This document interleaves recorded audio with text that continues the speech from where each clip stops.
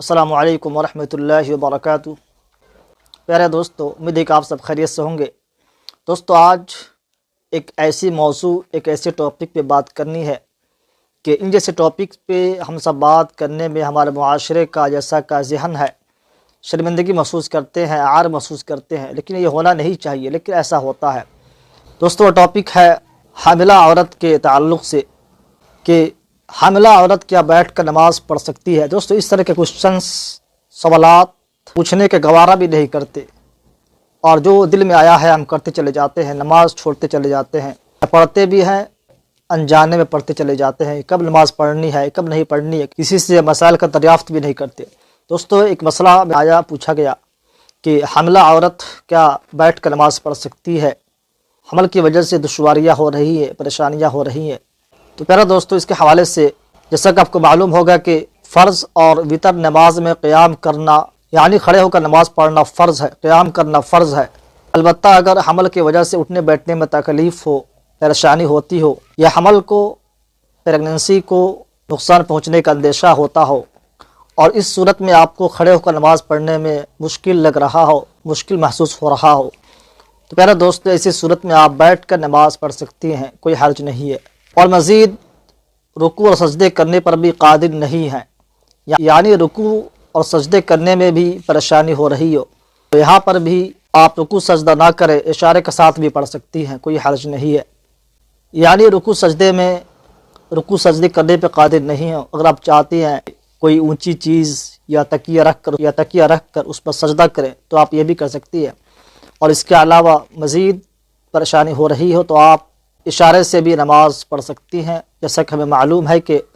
ان الصلاۃ کانت علی المؤمنین کتابا موقوتا، کہ نماز مومنوں پہ فرض ہے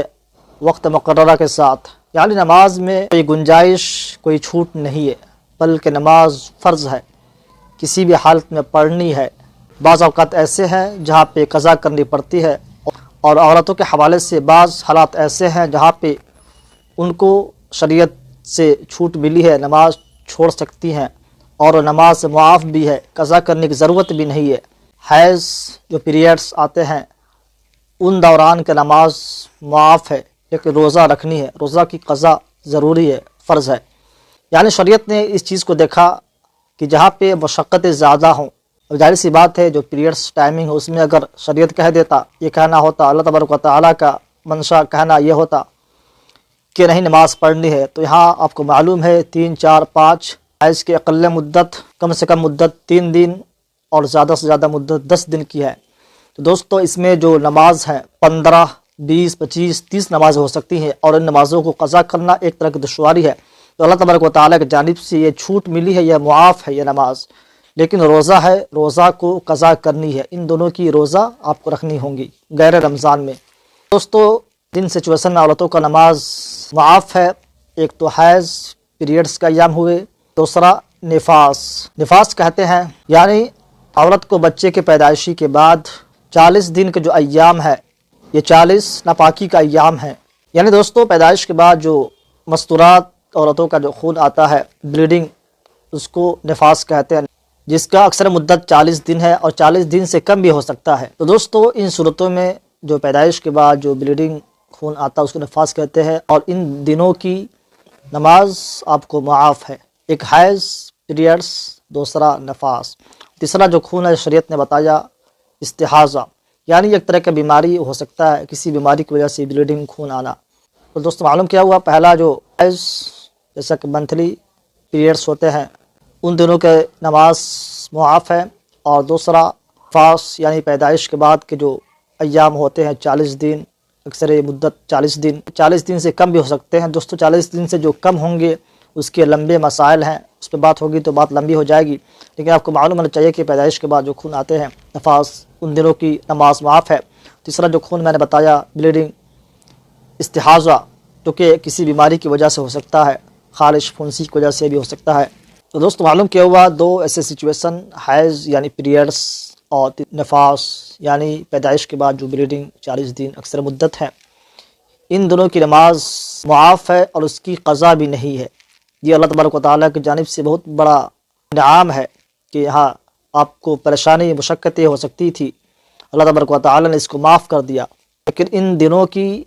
روزہ کی قضا کی جائے گی۔ اس کے علاوہ ہمیں موٹے طور پہ ان مسائل کو یاد رکھنا ضروری ہے کہ البتہ عورت اگر جنابت کی حالت میں ہے، یعنی اس پر غسل لازم ہے، اس پر غسل لازم ہو، خواہ وہ ہم بستری کی وجہ سے یا حیض کی ختم ہو جانے کی وجہ سے،